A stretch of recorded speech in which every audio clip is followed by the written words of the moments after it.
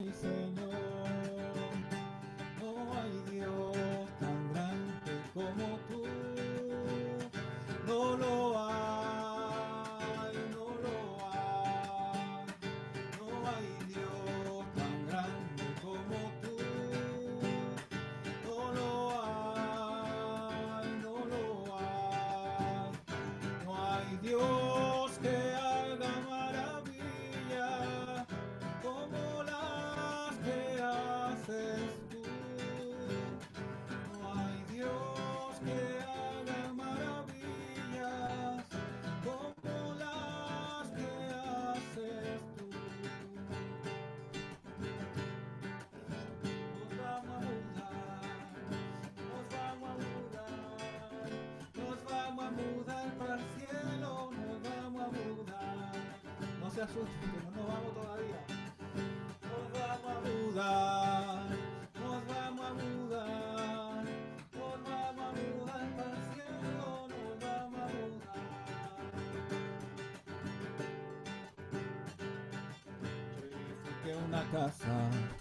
Yo edifiqué una casa sobre la roca, yo edifiqué, y era Cristo la roca, y era Cristo la roca sobre la que yo edifiqué. Yo edifiqué una casa, yo edifiqué una casa sobre la roca, yo edifiqué, y era Cristo la roca, y era Cristo la roca sobre la que yo edifiqué. Y esa casa no se cae porque está sobre la roca, y esa casa no se cae porque está sobre la roca. Paséate Nazareno, Nazareno, paséate, paséate Nazareno, Nazareno, paséate.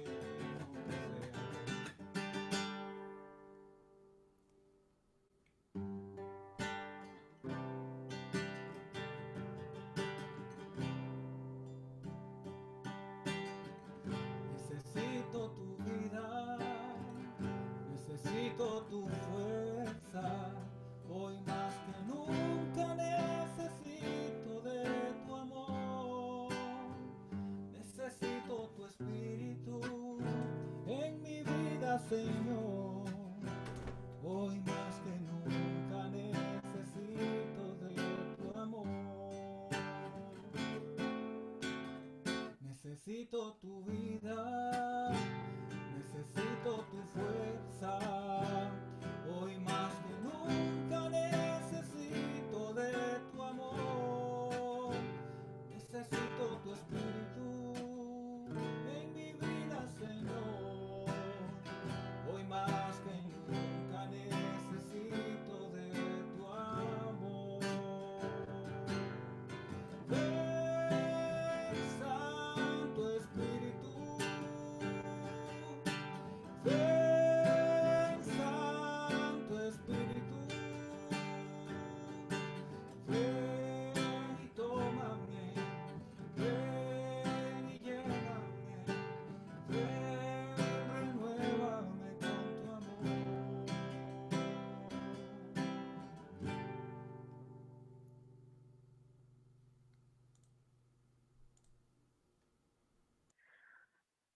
Señor, te damos gracias esta noche por nuestra parroquia, por todos nuestros hermanos de comunidad, por todos los aquí reunidos. Te damos gracias por acompañarnos en este caminar, así sea por estas plataformas virtuales.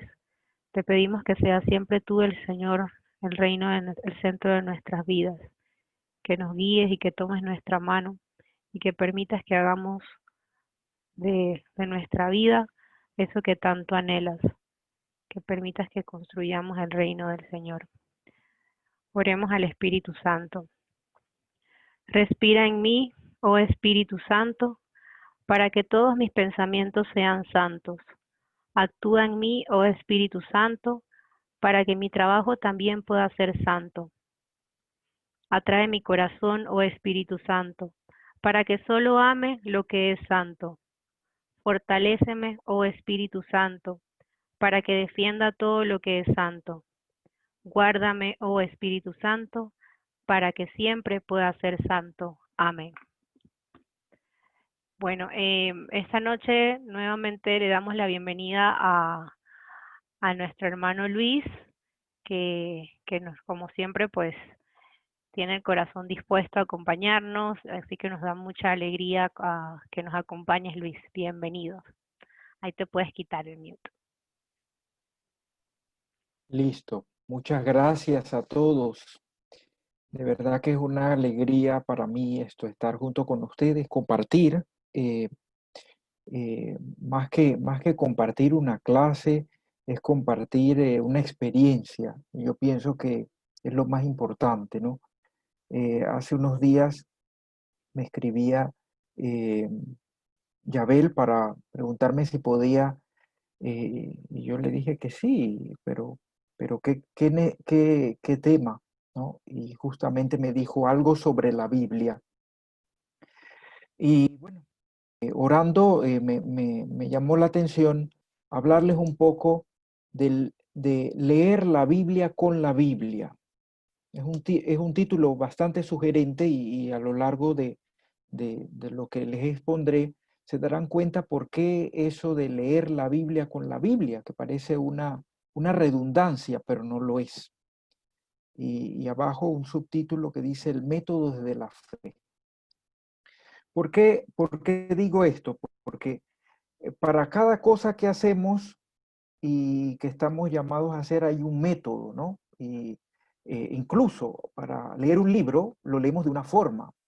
Por ejemplo, si uno lee una novela, no es lo mismo que leer un libro de biología o un libro de matemática o un libro de, qué sé yo, de ciencia ficción, ¿no? Cada libro tiene un método para leer, ¿no? De igual forma, la Biblia tiene un método para leerlo. Y obviamente yo trataré de explicarles un poquito a la luz de mi experiencia, pero también el método que tiene la iglesia para leer las escrituras. Eh, Obviamente esto es muy importante en un inicio.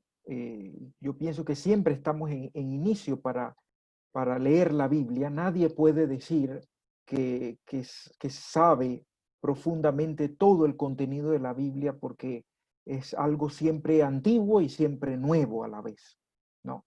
Entonces quisiera empezar eh, proponiéndoles esta frase que siempre en el mes de septiembre se nos recuerda. Es una frase de San Jerónimo, aquel santo que tradujo la Biblia del griego al latín, ¿no? Y que gracias a él debemos que se haya podido traducir esa primera traducción, hacer esa primera traducción.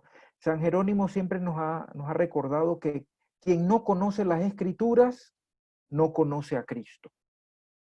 O dicho de otra forma, quien ignora las escrituras ignora a Cristo, ¿no? Y esto parece como una frase ya trillada, ya machacada, pero es una frase que debe estar en lo profundo de nuestra mente y nuestro corazón, que debe alentarnos a tener hambre cada día de estudiar, de estudiar la palabra, de conocerla aún más y profundizarla. Pudiéramos también decir lo mismo con otra frase que dice, nadie ama a quien no conoce, ¿no? Que decimos mucho en nuestra vida cotidiana, que es una frase también de San Agustín. Entonces, dicho esto, quien no conoce las escrituras no puede conocer a Cristo, no conoce a Cristo. De allí es la importancia de este mes de septiembre y la importancia de estudiar las Sagradas Escrituras. Pero hoy nos vamos a centrar en contestar esta pregunta. ¿Cómo leer la Biblia? ¿Cómo iniciar un trabajo de lectura de las Sagradas Escrituras? Y lo primero que tenemos que tener presente como primer punto para desarrollar este método es que estamos no delante de algo. La Biblia no es algo, no es un objeto. Estamos más bien delante de alguien. Por ejemplo, Si uno toma un libro, cualquiera, El Señor de los Anillos, hace una experiencia leyendo ese libro, pero no puede decir que está delante del autor de ese libro, ¿no? Pero nosotros los cristianos, cuando estamos delante de la Sagrada Escritura, sí podemos decir que estamos delante de Dios, porque por fe creemos que la Biblia es inspirada, tiene el carácter de inspiración. Entonces no estamos delante de algo, de un mero libro, sino que estamos delante de alguien, estamos delante de Dios. Y es por eso que cuando hacemos el ejercicio de leer la Escritura, la Sagrada Biblia, entramos en un diálogo con Él, entramos en un diálogo que obviamente tiene dos partes. Un emisor, podemos decir que es Dios, pero un receptor que somos nosotros, ¿no? Y digo nosotros porque cuando leemos la Escritura, aunque la leamos individualmente, lo hacemos y debemos estar siempre conscientes que lo hacemos nosotros, lo hacemos como cuerpo, ¿no? Y esa es la dimensión comunitaria de la Escritura. Eh, entonces, decía que entramos en diálogo con Él, entramos en diálogo con Dios. Entonces, esto quiere decirnos que cuando hacemos ese ejercicio de leer la Escritura, de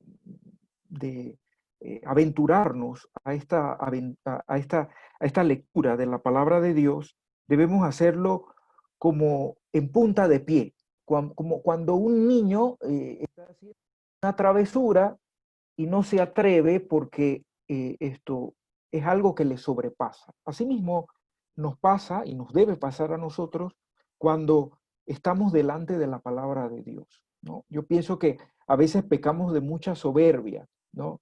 Como hemos leído tanto, hemos estudiado tanto, quizás nos podemos aprender de memoria pasajes de la Escritura y podemos caer en el riesgo de eh, eh, leer la Sagrada Escritura como algo que ya sabemos de memoria. Y eso es un grave error, porque aunque algún pasaje de la Escritura lo tengamos muy claro, lo sepamos de memoria, siempre habrá una novedad en eso que leemos o que meditamos, ¿no? Entonces, acercarse a la Sagrada Escritura es un encuentro personal, pero también comunitario con Dios que nos habla, ¿no? Por eso decía que estudiar, leer, profundizar las Sagradas Escrituras es un encuentro entre Dios y yo, entre Dios y nosotros. Por eso decía también, la Sagrada Escritura, cuando la leemos, estamos delante de alguien, no de algo, ¿no? Si bien abrimos la Biblia y son páginas con letras, estamos delante de alguien. ¿Por qué? Porque en esas letras hay historia, hay personajes, hay un pueblo de Dios que está reunido a la escucha de un mensaje.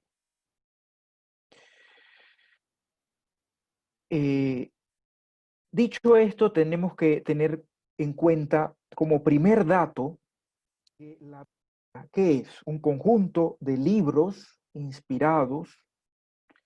Esto es algo que sabemos todos, pero lo repito, que un conjunto de libros inspirados, cada uno con su momento histórico específico, y podemos incluso dividirlos según las fuentes de estos libros o según sus géneros literarios. Todos sabemos que hay muchos géneros literarios, hay varios géneros literarios en la Biblia, hay libros históricos, libros proféticos, sapienciales, poéticos, apocalípticos, ¿no?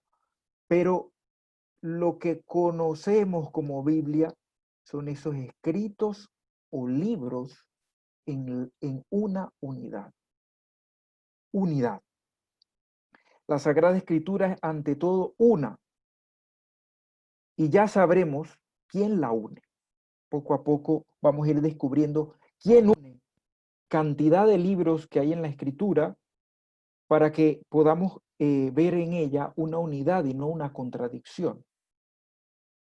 Entonces, al acercarnos a ella, la Sagrada Escritura, debemos, después de conocer de que es una sola palabra de Dios, caer en cuenta también en un límite que hay en nosotros al acercarnos a la Sagrada Escritura. ¿Y cuál es ese límite, ese gran límite que tenemos al acercarnos a la Escritura? Es el límite del tiempo. No estamos en el tiempo en que se escribió la Escritura. Por ejemplo, si ahora leemos el relato de la creación, no estamos a más de 2000 años de que se escribió ese relato. Entonces esa es una limitación, el tiempo. Cuando nos acercamos a la Escritura, vemos hechos del pasado. Si bien es un pasado, un relato del pasado que tiene sentido en el presente nuestro hoy, pero en nuestro intento por conocer ese pasado, debemos tener en cuenta que no podemos superar el nivel de la hipótesis. ¿Qué quiero decir con esto? ¿Qué se quiere decir con esto? Que cuando estudiamos o leemos la Escritura, tenemos que respetar los tiempos en que fue escrita, las formas literarias, como fueron escritos esos libros, y que no podemos hacer hipótesis sobre cómo fue escrito, cuántos autores tuvo, pero no podemos decir que eso es determinante porque hay una brecha de tiempo muy grande. Entonces, tenemos que tener cuidado y saber que lo que podemos entender de, de la escritura, sobre todo este tema más técnico del autor, del género literario, de cómo fue escrito, etcétera, es una hipótesis. Nadie puede decir que sabe cómo se escribió el libro de Isaías del inicio al final, ¿no? Sí podemos hacer una hipótesis, pero es necesario entender que no hay una única sola última palabra sobre estos aspectos de la Sagrada Escritura. Entonces, tenemos el límite del tiempo, y al tener el límite del tiempo tenemos entonces que servirnos de unas herramientas que vamos a ir descubriendo ahora. Al leer la Biblia entonces decíamos que debemos reconocer su unidad. Obviamente hay en la Biblia Antiguo Testamento y Nuevo Testamento, pero no podemos caer en el error de considerar el Antiguo Testamento como algo muy antiguo que no tiene ya validez, y el Nuevo Testamento como algo que es la última palabra. Debemos entender la Sagrada Escritura desde su unidad intrínseca, desde su unidad que la da Dios, y ver en el Antiguo Testamento como una profecía del Nuevo Testamento, y el Nuevo Testamento, es decir, Cristo, como la realidad, como el cumplimiento de todas aquellas promesas de las que nos habla el Antiguo Testamento. Y aquí quiero quedarme un momentito porque pudiéramos caer en el riesgo, no solamente nosotros, a lo largo de la historia ha habido muchos riesgos en valorar, por ejemplo, el Nuevo Testamento, los Evangelios, y minusvalorar los libros del Antiguo Testamento, los profetas, ¿no? Poco a poco nos daremos cuenta que esa unidad de la Biblia la da el mismo Cristo, ¿no? No podemos leer nosotros cristianos el Antiguo Testamento sin ver en esos hechos del Antiguo Testamento la persona de Jesús. Él es el que da sentido a todo ese engranaje de la Sagrada Escritura. Y bueno, si hay alguna pregunta y no se entiende algo que voy diciendo así de rápido, me avisan y lo profundizamos más. Entonces, leer la Biblia con la verdad, el título de esta pequeña lección o experiencia, no es otra cosa que leer la Biblia desde la fe. Es decir, como decía al inicio de esta charla, si nosotros nos acercamos a un libro de historia, tenemos en nuestra mente ese método de cómo leer ese libro de historia. O si leemos un libro, una novela, la leemos de pasada porque no queremos retener ciertas cosas, sino que queremos ver una trama, ¿no? Entonces, ¿cuál es el método para acercarse a la Sagrada Escritura? El método es la fe. Leer la Sagrada Escritura desde la fe, esa fe que hemos recibido, esa fe que profesamos cada domingo, esa fe, nuestra razón de ser.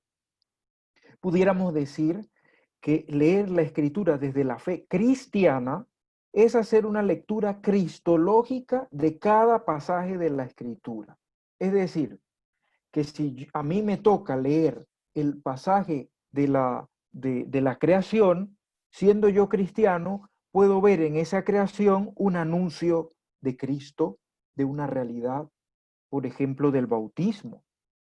O si me toca leer el pasaje de la liberación del pueblo de Egipto, puedo también leer ese pasaje no solamente como algo histórico, sino también ver el nexo que hay con Cristo de ese pasaje, ¿no? Y creo que esto es muy importante, porque si no, nosotros podemos leer la Escritura como un libro más, pero la Escritura se lee desde Cristo, porque Cristo es la razón de ser de nuestra vida. Siempre lo decimos, es el centro de la fe, porque es el Dios hecho carne.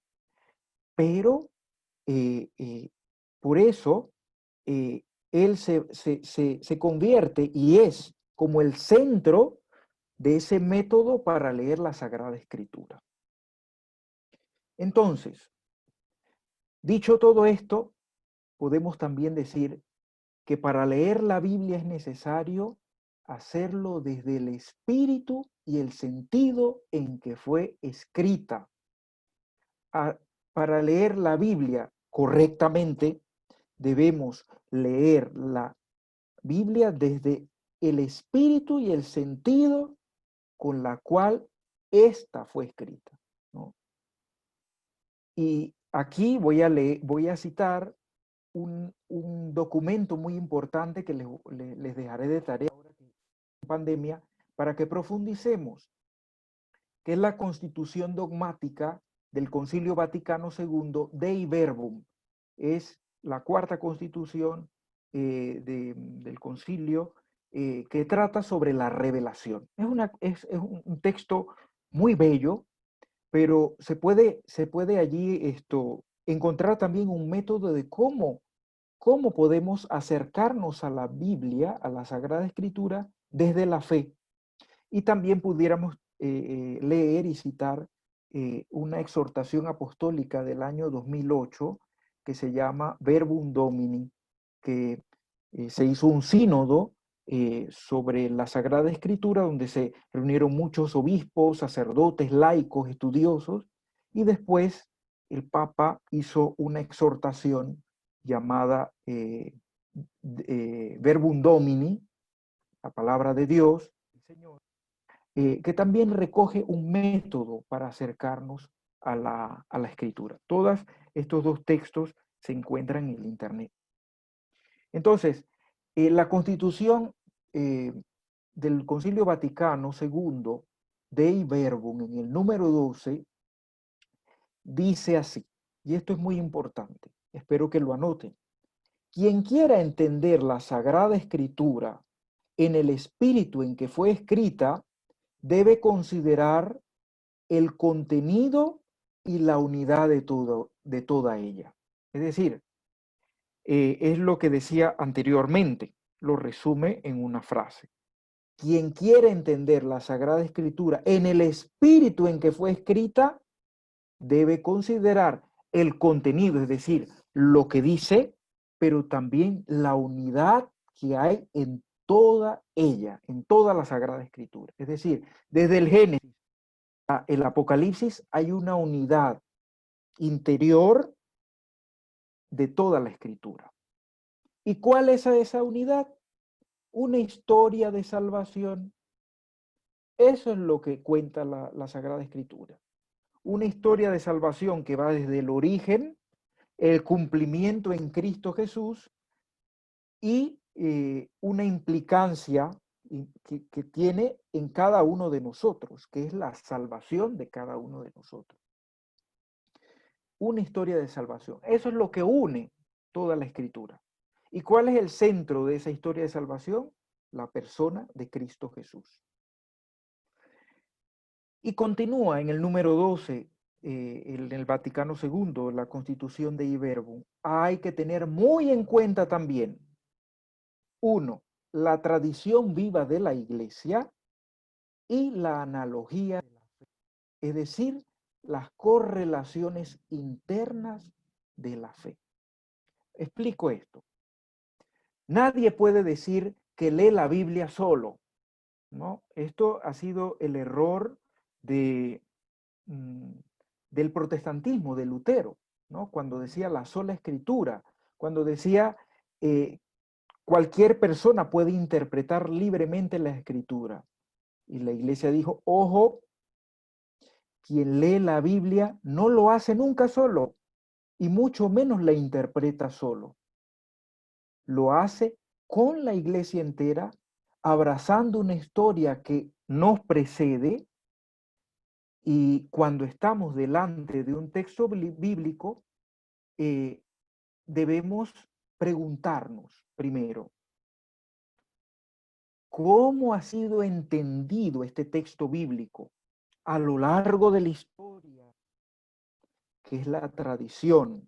La tradición no son un conjunto de cosas que ha hecho la iglesia durante. La tradición es cómo ha entendido la iglesia, los cristianos de hace 2000 años atrás, ese pasaje de la escritura que yo estoy leyendo hoy, 4 de septiembre del 2020. Y haciendo ese recorrido nos daremos cuenta que leemos la escritura no solamente desde mi yo personal, sino nosotros que abarca una historia que nos precede y que es mucho más antigua, más grande que todos nosotros, ¿no? Entonces, a partir de esto, dicho, cuando leemos la escritura o cuando hacemos una lectura orante, no debemos quedarnos en una pregunta que es muy fundamental, muy importante, que siempre nos hacemos. ¿Qué me dice a mí la palabra? No debemos quedarnos solamente en esa pregunta. Debemos dar un paso. ¿Por qué? Porque cuando solo nos quedamos en preguntarnos, ¿qué me dice a mí la escritura? Caemos en el riesgo del subjetivismo, de pensar de que la escritura la interpreto yo desde mi punto de vista o desde mi estado de ánimo o desde de lo que yo estoy viviendo ahora mismo. Claro que eso es importante, porque Dios nos habla a través de momentos en la vida cotidiana, de situaciones, de circunstancias. Pero debemos pasar a otro escalón más, pasar de ese ¿qué me dice a mí? A qué nos dice a nosotros la Sagrada Escritura. Y es justamente cuando pasamos allí de ese ¿qué me dice a mí la Sagrada Escritura? Al qué me dice, al qué nos dice a nosotros, cuando leemos la Escritura desde una dimensión eclesial, ¿no?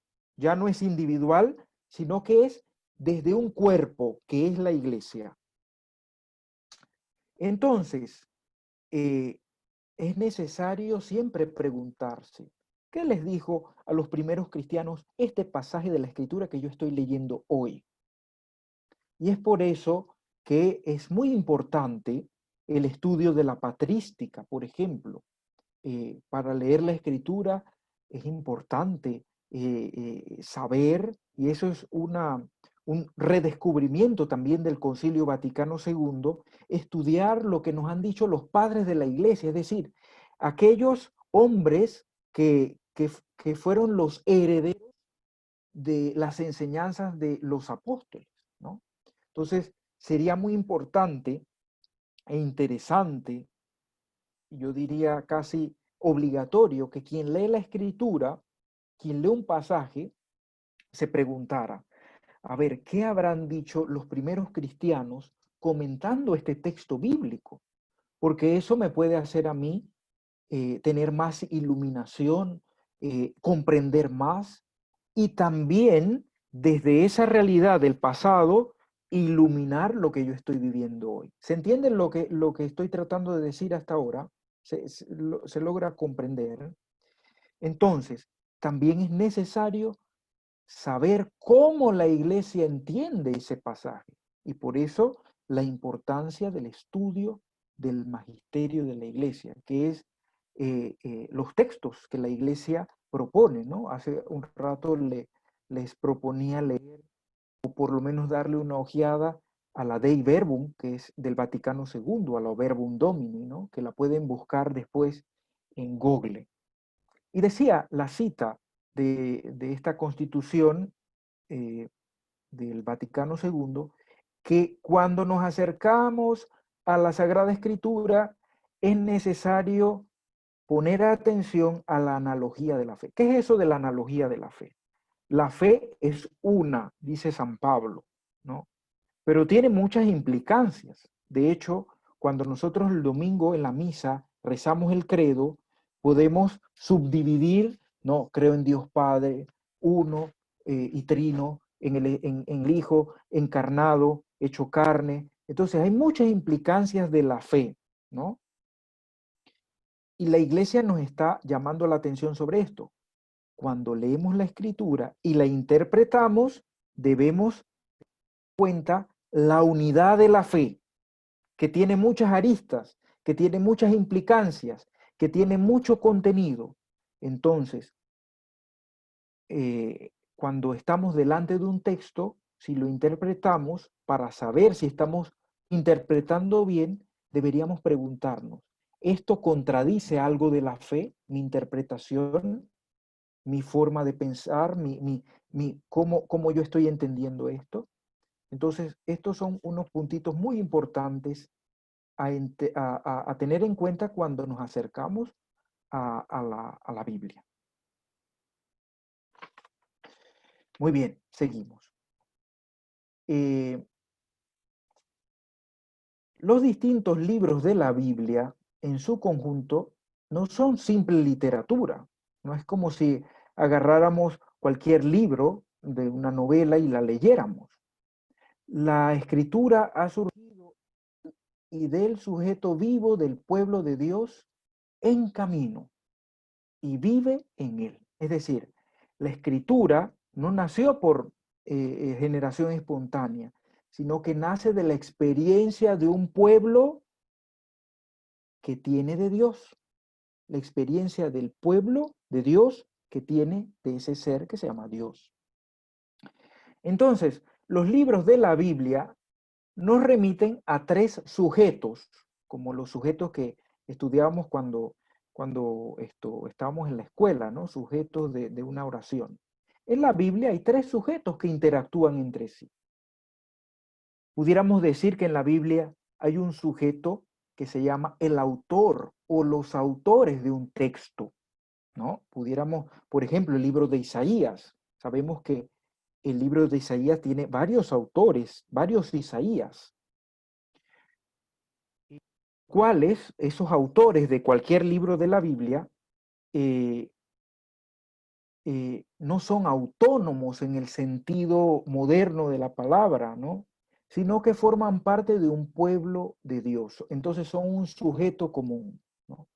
Los autores de la Biblia no son autores autónomos, sino que forman parte de un pueblo, y ese autor plasma en la escritura la experiencia de un pueblo que tiene de Dios, ¿no? De su relación. Y esto es muy importante para comprender la escritura. Otro sujeto en la escritura es el pueblo de Dios.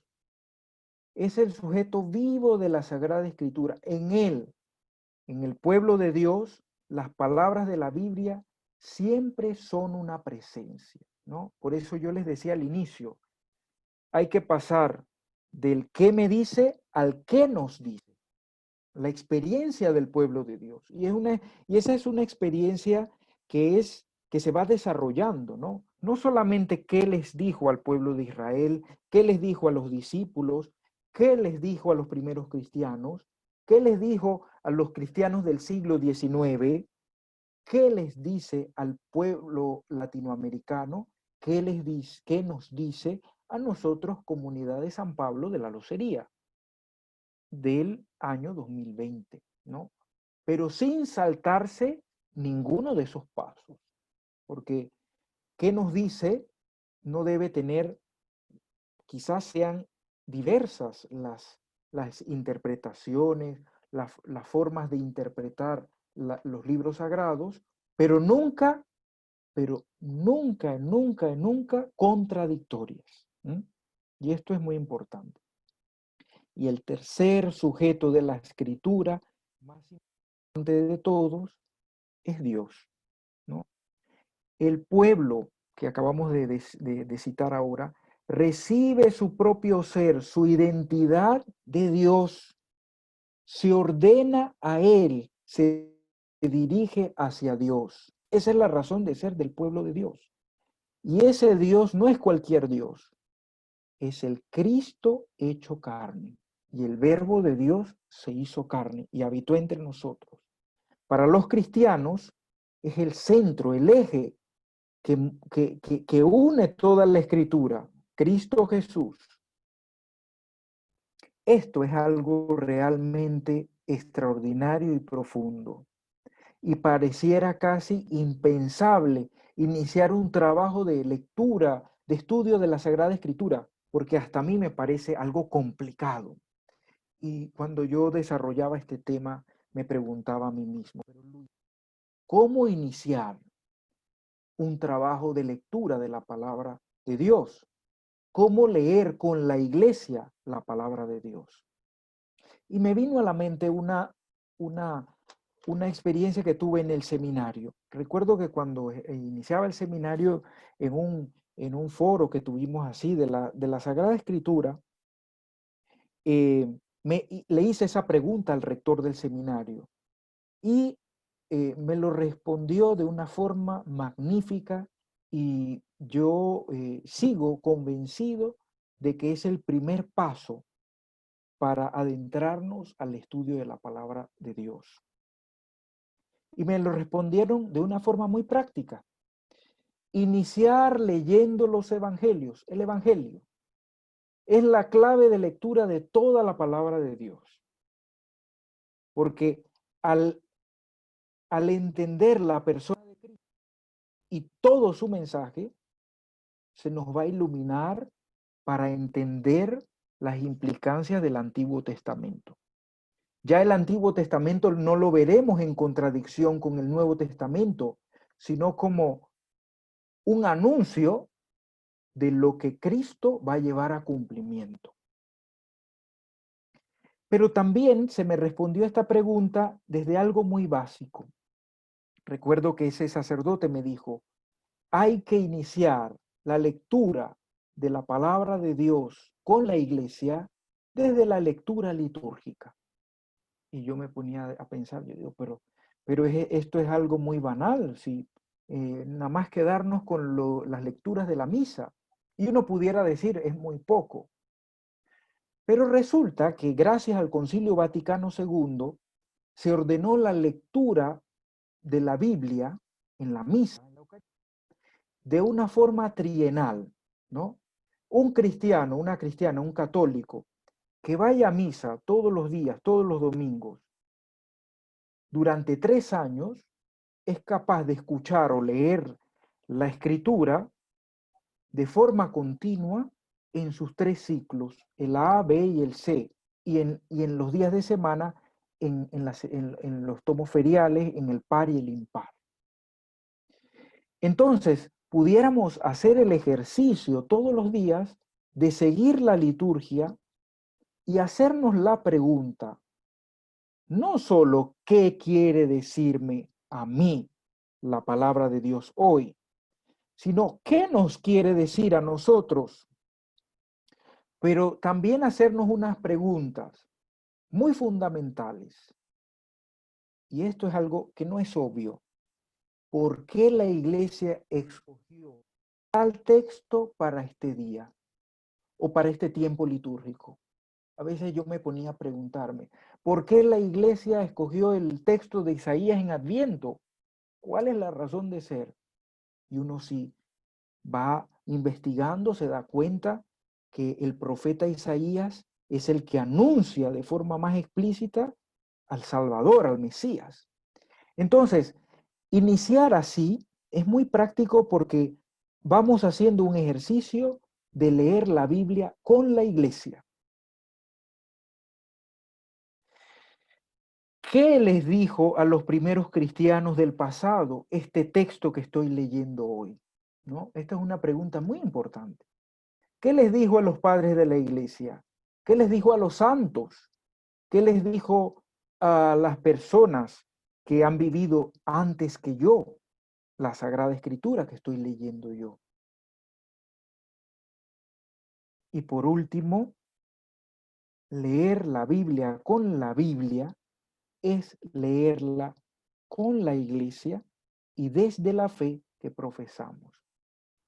Aquí termino y no sé si habrán algunas preguntas o comentarios, pero quería dejarles esta inquietud, no como algo sumamente técnico para cómo leer la escritura, sino cómo hacerlo experiencia, cómo hacer experiencia de la palabra de Dios desde la iglesia, desde el cuerpo que somos como iglesia.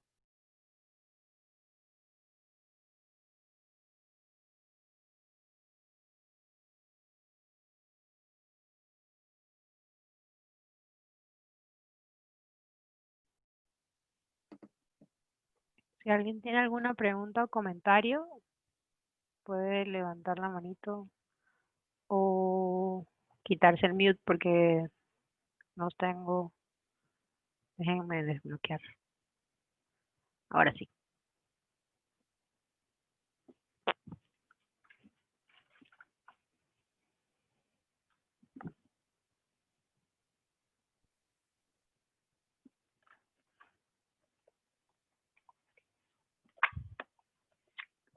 ¿No hay preguntas? ¿No hay comentarios? ¿Todo quedó muy claro o todo quedó muy complicado? Ay,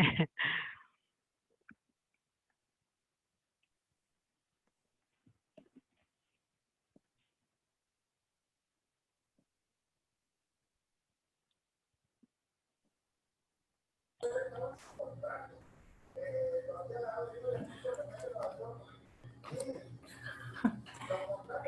¿Va a decir algo? Sí, lo escuchamos, señora Alda. Okay. Luisito, me gustó mucho de toda esta explicación de la Biblia. Si hay algo que por experiencia pasa, eso también depende de uno. Leen el Antiguo Testamento, leen el Evangelio, entonces a veces te quedas con el Antiguo Testamento. Y entonces lo que yo he observado, no siempre, que eso depende al momento que estás viviendo. te quedas en esa palabra y de ahí esto. Entonces, como ahora en esta pandemia es Jesús, por favor, es el Nuevo Testamento, con todo lo que Él está haciendo. Entonces vemos el sufrimiento de anterior y el cómo Jesús viene y restablece las cosas.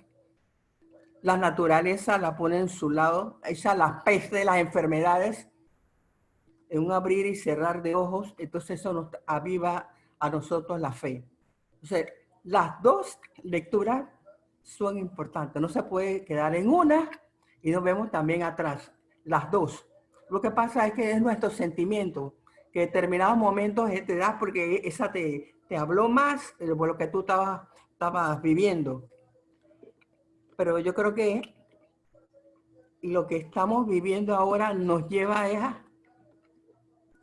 a querer entender más, a hablar más de Jesús, a tenerlo dentro, porque los sentimos que hay que invocarlo a cada momento. ¿Cuándo va a terminar esto? ¿Estas vacunas van a funcionar y no? Y entonces viene, por ejemplo, que se sanó a esto, expulsó los demonios. Entonces, esa es una cosa que vemos que no es escrituras allá. Es verdad, Él está aquí. Entonces, nuestra fe debemos reafirmarla. Entonces, cuando escuchamos la palabra, no solamente ahí, y está, como dice el monseñor, que está con el celular en la mano, que ahí pierdes todo, chateando y eso, y no estás poniendo atención a lo que están leyendo la palabra y a las explicaciones. Entonces, es muy conveniente hasta que uno saque su cuaderno y tengo mi plumita ahí, cuando yo escucho ahí en la misa y algo, veo una frase ahí, la anoto, voy a algo que están explicando y ahí, y eso te entra es una paz de que el mismo Señor no es que bla, bla, bla afuera, sino que adentro, que eso es lo que quiere, que sea, uno hagamos vida. Entonces, de esa palabra que escuchemos. Bueno, eso es todo. Muy bien, eso es muy importante, porque, por ejemplo, quien se acerca a las Sagradas Escrituras lo hace con el ánimo de saber quién es Dios, ¿no? Eh, Hace poco pensaba, esta pandemia ha hecho que nosotros eh, nos sintamos controlados, ¿no? Se nos controla la hora de salida, se nos controla cuándo podemos ir al supermercado, cuándo no, y quien se acerca a la Sagrada Escritura se da cuenta que Dios no es controlador, ¿no? Al contrario, Él apuesta por nuestra libertad. Dios apuesta por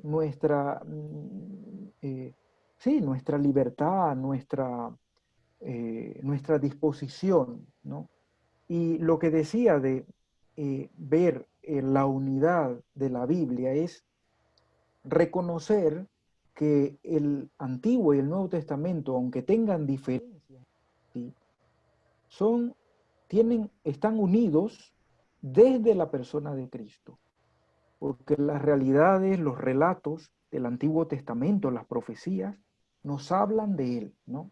Quizás para un judío esto no sea verdad, pero para un cristiano, toda la Sagrada Escritura le remite a Jesucristo, ¿no? Y eso es lo que quería reafirmar para que lo tengamos en cuenta, ¿no? Porque a veces nos resulta árido, nos resulta difícil acercarnos a ciertos textos de la Biblia porque no vemos en Jesús, no vemos la persona de Jesús allí, pero podemos ver que es, por ejemplo, si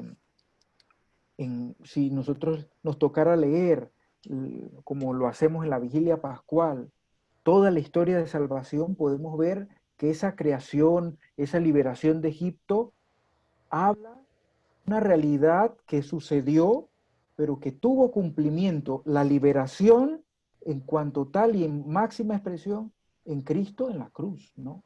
Entonces es fundamental entender esto así. Buenas noches, Luis. Buenas noches, Edwin. ¿Cómo se llama? ¿Cómo formula la pregunta? El texto tiene una intención, ¿no? Jesús lo decía cuando tomó aquel tomo, para la redundancia, Hoy se cumple, hoy se cumple. En base a esa idea que entiendo que la pedagogía divina es progresiva, e incluso a veces leemos un texto y pues no entendemos, no entendemos y tenemos que orar y si no es con el Espíritu Santo no logramos entender el contexto. Y siempre entendiendo la grandeza de Dios con la cantidad de libros que tiene la Biblia, ¿qué me quiere decir a mí? Respetando esa pedagogía progresiva de Dios, porque soltar a un ser humano todas las cosas que Dios quiere manifestarle para que haga un caminar desde la propuesta de Jesús a veces se complica, pues, y más cuando uno tiene como afán y prioridad atender sus labores, sus cosas. Solamente cuando uno se adentra con esa intención que tiene la palabra, hoy se cumple, eh, esto apenas y escudriñar y encontrar qué me está diciendo específicamente en un versículo. ¿Sí? Esto es importante porque Edwin nos ha dado en el clavo de que no es solamente si estoy delante de la palabra de Dios, em, quedarme simplemente en lo que me llamó la atención. Claro que es importante, pero también ver eh, también todas las consecuencias que nos da la palabra de Dios. Yo siempre pongo el ejemplo de esto. Eh, cuando, imagínense que cuando Jesús ascendió a los cielos, dice el relato que habían más de no sé cuántas personas allí, además de los apóstoles, esto, eh, o cuando Jesús predicó el reino de Dios, o cuando hizo tantos milagros, quizás si reuniéramos a todas esas personas que vieron esos sucesos, a cada una le llamó la atención algo de ese suceso. Y así nos pasa con la Sagrada Escritura, ¿no? A uno le puede llamar la atención un aspecto, a otro aspecto, pero siempre debemos valorar todos los aspectos de la escritura en su riqueza, ¿no? Y allí la importancia del estudio de la escritura, del estudio también de, de, de, de apoyarnos en ciertos bastones, como lo son la tradición viva de la iglesia, cómo la iglesia ha leído la escritura, porque no la podemos leer solos, y siempre leerlos desde el cuerpo de la iglesia, ¿no?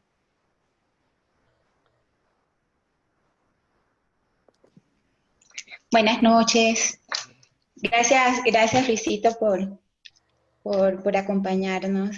Y sí, me quedo con muchas cosas, muchos apuntes, pero una de las que más se queda es que al acercarnos a las Sagradas Escrituras, entrar en la presencia del Señor personal y comunitariamente. Él comunitariamente me toca, ¿no? Porque por lo general siempre uno tiene ese encuentro, ¿no? Personal con el Señor cuando hacemos nuestra lección divina. Pero sabemos que somos comunidad, pero no le prestamos tanta atención a eso, ¿no? No profundizamos. Y hoy ya me queda claro, son cosas que por eso es bueno apoyarnos, escucharlos a ustedes que han estudiado tanto porque nos va abriendo, ¿no? Hay cosas que uno sabe textualmente, pero que no lo pone en práctica, como saber que lo tenemos que tener presente también, somos comunidad. Tengo mi encuentro con el Señor, pero soy cuerpo también, ¿no? De Él. Y por esa línea de lo importante que es buscar también esas herramientas para leer la palabra, a mí en lo personal siempre me ha gustado mucho meditar lo que es la pasión del Señor, ¿no? Son textos que me impactan, me estremecen y me hacen como reflexionar. Pero hace como, no sé si fue un año o 2 años, que fui a a una preparación en la arquidiócesis que hablaron sobre la pasión del Señor según el Evangelio de San Lucas, me llevó de querer, de siempre reflexionar esa pasión del Señor, me llevó todavía a profundizarla muchísimo más, porque para mí la pasión era cuando ya el Señor estaba en el huerto, cuando se lo llevaron y demás. Entonces esta persona, no sé si, sé que por aquí hay unas personas que estuvieron en ese curso, no recuerdo el nombre del padre, Mondragón, me parece que es, nos llevaba a que la pasión del Señor era mucho antes, ¿no? Cuando Él empezó a criticar todas las injusticias que había en el pueblo, ¿no? Entonces ahí como que me abrió todavía muchísimo más ese conocimiento que yo tenía, ese amor que yo tenía por todo lo que sufrió el Señor, ¿no? Entonces, por eso es importante también en apoyarnos en esas herramientas que nos da la Iglesia, porque nos ayuda todavía a entender más y a querer más el Señor. Sí, Gracias. Gili, has dicho una cosa muy importante al inicio, la dimensión personal y comunitaria. Creo que el Padre Popito siempre nos martilla en eso, ¿no? ¿Qué quiero decir con esto? Para agregar un poco más, ¿no? Y esto sirve no solamente para la Sagrada Escritura, sino también para la vida espiritual, la vida de oración, todo. Un cristiano no puede concebirse solo, ¿no? ¿Se entiende? Concebirse solo. En la oración, en la lectura de la palabra, en la pastoral, en cualquier instancia de la vida, no podemos concebirnos solos. Miren, ahora mismo estoy haciendo una experiencia. Cuando le estoy hablando, estoy viendo muchos rostros, ¿no? Eso debería pasar cuando, bueno, algunos escondieron su rostro porque no ponen quizás los que no tienen la cámara puesta andan con su rollo o andan en tubitubi y no quieren que los vean, ¿no? O están en pijama. Pero cuando nosotros nos acercamos a la palabra de Dios, cuando oramos, siempre, aunque lo hagamos de forma privada, hay una implicancia comunitaria. ¿Y cuándo se nota? Cuando nosotros somos comunidad, si estamos a la escucha de la palabra o en la oración, en la lectura orante, la mejor forma de leer la palabra de Dios es hacer la oración. Es cuando a nuestra mente se vienen rostros concretos que hay en cada uno, el rostro de Yabel, de Popito, de Hernán, de la señora Elda, de Gili, de Rosana, de Edwin. Y bueno, por allí veo, no veo a más, porque la pantalla no es más grande. De Itzel, de tantos, ¿no? De María, mi mamá. Cuando yo veo, cuando en la palabra me vienen a mi mente rostros concretos de personas, es que he hecho experiencia de Dios. Porque Dios es el Dios hecho carne y se encarna en cada uno de sus rostros. Entonces, por eso es el método desde la fe, porque nos hace salir de nuestro individualismo, salir de nuestro ego, ¿no? No sé si me logro explicar. Sí, coraje, quería opinar, dice Isol.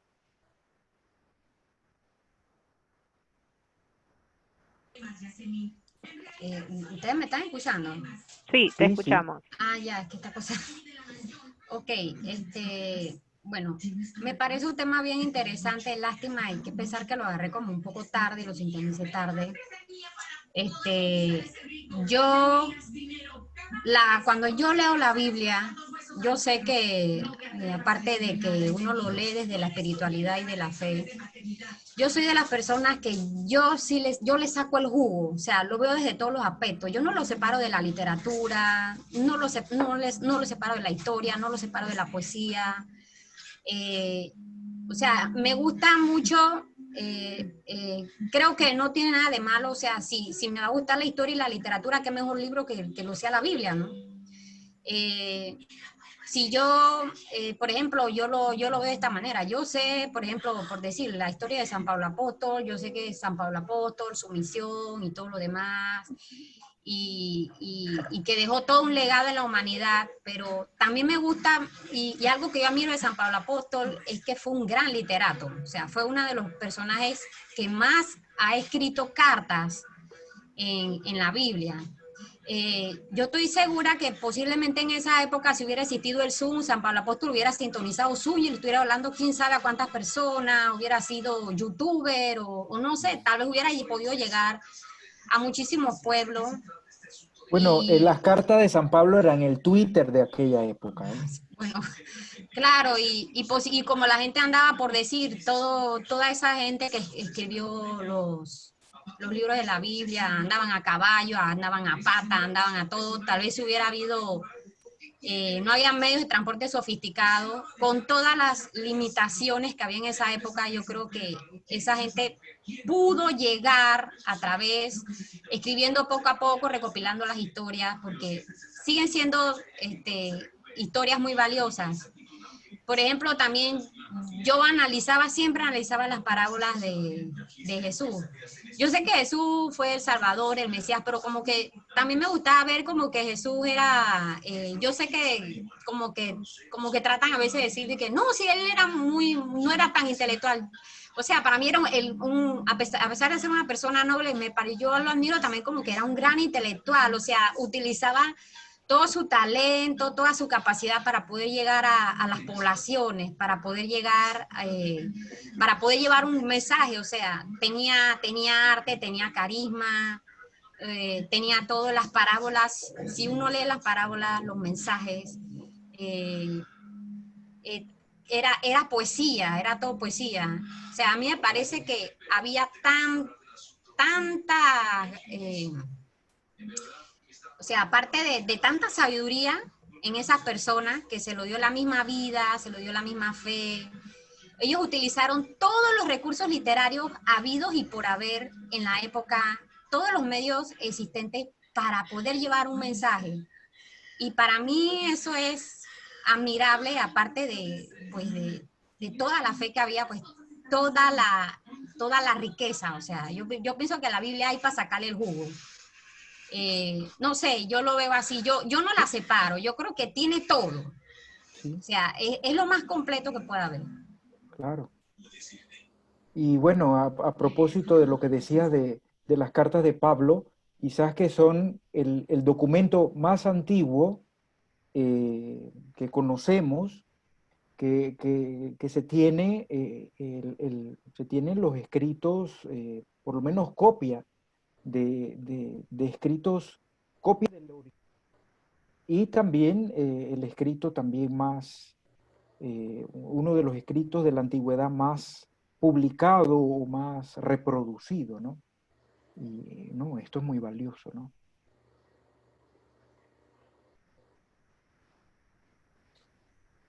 Así es. Bueno, de ahí nos pasamos un poquito de la hora nuevamente. Darle las gracias a Luis por su disposición, por su tiempo, por su alegría, porque siempre lo hace con alegría. Así que muchas gracias, Luis, sabes que te queremos mucho. También al padre Popito, mientras estabas hablando todo el tiempo estuve recordando lo que venimos a- con el padre Popito leyendo el libro de Mateo, ¿no? Y veníamos hablando del reino.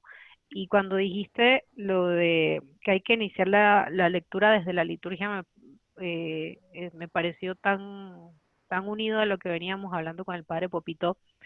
O sea, no es independiente una cosa de la otra, ¿no? Entonces, ese caminar como comunidad, como feligresía, va de la mano con la misa, ¿no? Por lo menos nosotros veníamos hablando de todo Mateo, veníamos leyendo y cuando íbamos el domingo a misa, que el padre hablaba y volvía a hablar de un capítulo que ya habíamos leído, o sea, me caían el 20 de mil cosas más. O sea, la palabra de Dios es tan rica y tan llena de enseñanza que no puede ser algo de que lo leí un día, lo leí una hora, le dediqué algo de tiempo y ya, ahí quedó, ¿no? Está tan llena de experiencia y de enseñanza que es un caminar. Entonces, muchas gracias por eso, Luis. No, Así gracias a que ustedes. antes de pedirte que hagas la oración final, me voy a quitar, ¿dónde está Jorge? No te veo, Jorge. Jorge. Ah, ya te vi. Ahí está. Yo no sabía que Edwin estaba de cumpleaños. Y hablé con Edwin por la tarde. Pero ya me dijeron que cumpleaños, así que le vamos a cantar cumpleaños. Hoy por ser día de los santos de los cantados así. Cumpleaños feliz. Cumpleaños feliz. Cumpleaños feliz.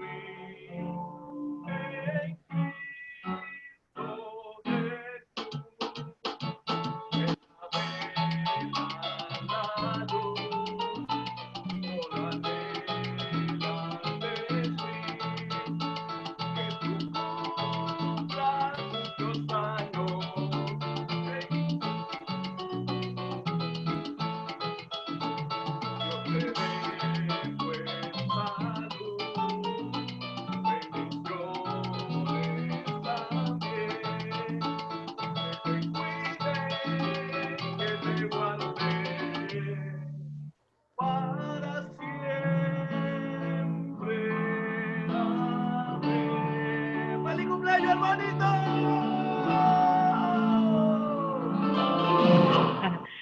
¡Feliz cumpleaños! Feliz cumpleaños, Edwin.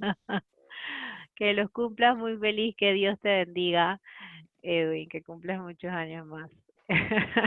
Yo cumpleaños en 26 días, para que lo apunten. Oye, nada más te faltó pedir la talla, pues, decir la talla del Ahorita le voy a pantalón y de mandar la mi cuenta camisa. de Banco General.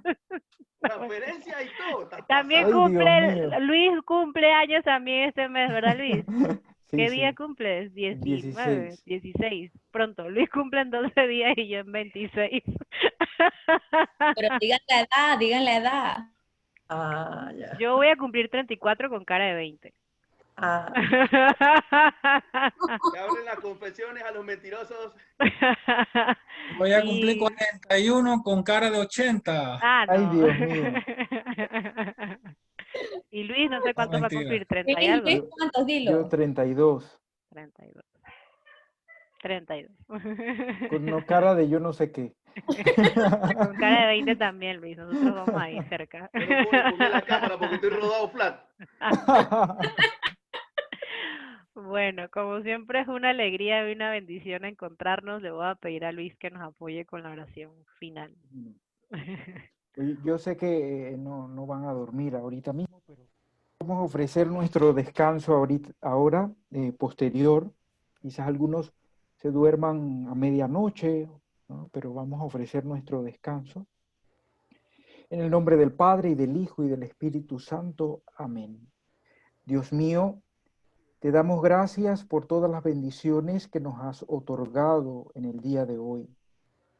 Te ofrecemos nuestro sueño y cada momento de esta noche.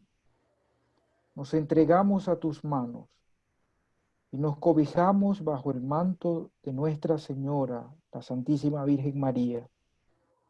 Haz que tus ángeles santos nos protejan y nos mantengan en paz, y que tu bendición recaiga sobre cada uno de nosotros. Amén.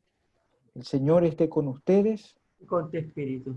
Y que la bendición de Dios Todopoderoso, Padre, Hijo y Espíritu Santo, descienda sobre ustedes y permanezca para siempre. Amén. Pablo Amén. Apóstol, ruega por Por nosotros.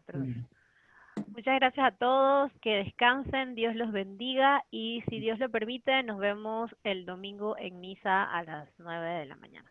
Ok. Un abrazo. Ánimo, Popito, ánimo. Ánimo, que descansen, buen fin de semana, nos vemos el Gracias, miércoles. buenas noches, gracias. Pastel. Queremos Chao, pasteles. Pastel. Chao, voy a Chao. partir. Media tumba. O la guitarra que está pretty. Chao, que descansen, hasta Chao. luego. Mañana. Chao, padre, nos vemos. Chao.